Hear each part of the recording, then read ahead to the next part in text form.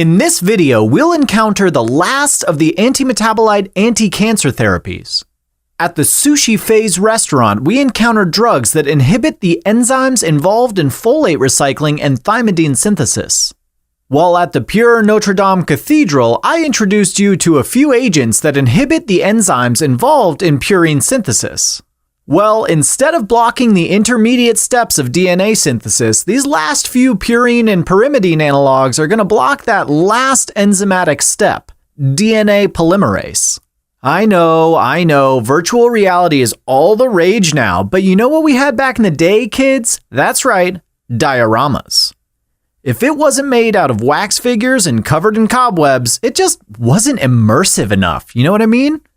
Subtly creepy, but yes, oh, so lifelike.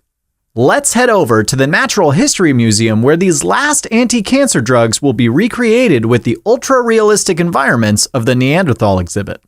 Take a look at this first specimen, a Neanderthal dressed in his warm, early human garb. He's clad in bearskins, to remind you of the name cladribine, a cytotoxic purine analog.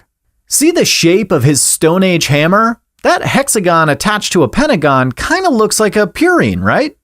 It's our little extra reminder that cladribine is a purine analog specifically. Cladribine is resistant to adenosine deaminase, the enzyme in the purine disposal pathway that normally degrades purine analogs and adenosine.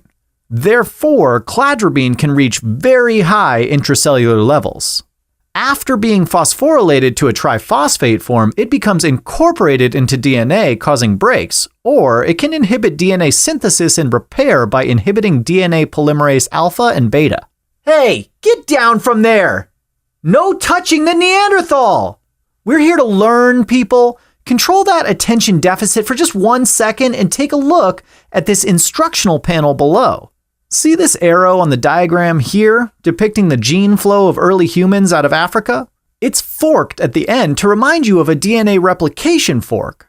Also, let the cracked glass over this sign represent not only the obsolete nature of museums as a learning tool, but also cladribine's ability to inhibit DNA polymerase. And since we're inhibiting DNA synthesis, this means we're arresting cells in the S phase specifically, as represented by this descriptor here, the stone phase. You know, that prehistoric period that lasted like 3.4 million years up until the arrival of the iron phase around 6000 BC.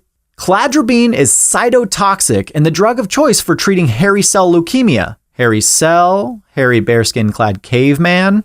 Need I say more? Cladribine can cause complete remission in these patients. This agent can also be used for the treatment of other leukemias and lymphomas, including CLL and non-Hodgkin lymphoma. The main toxicity of cladribine therapy is myelosuppression, as represented here on the forest floor by a large bone broken open with marrow spilling forth. Cladribine can cause a prolonged decrease in T lymphocyte levels and therefore increased risk of infection.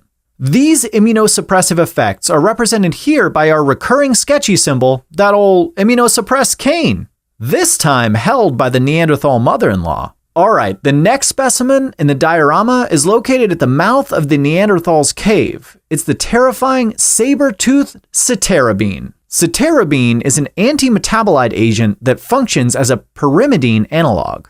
So, we've incorporated a few pyrimidines represented by that lone hexagonal shape, remember, into the pattern of the saber-toothed tiger's fur.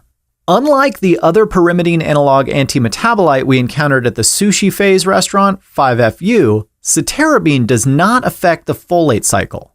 Instead, it's converted into a triphosphate metabolite that competitively inhibits DNA polymerase alpha and beta, thus preventing DNA synthesis and repair. So remember that cracked replication fork in the panel below. We're still in S phase. Cytarabine is only active against hematologic malignancies including AML and non-Hodgkin lymphoma.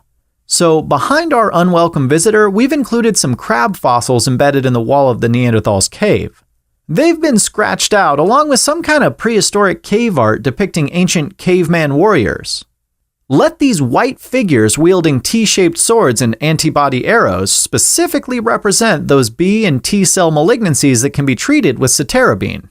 Like cladribine, the main adverse effect of cytarabine is myelosuppression, so don't forget about that spilled marrow this saber-toothed cat has left on the forest floor.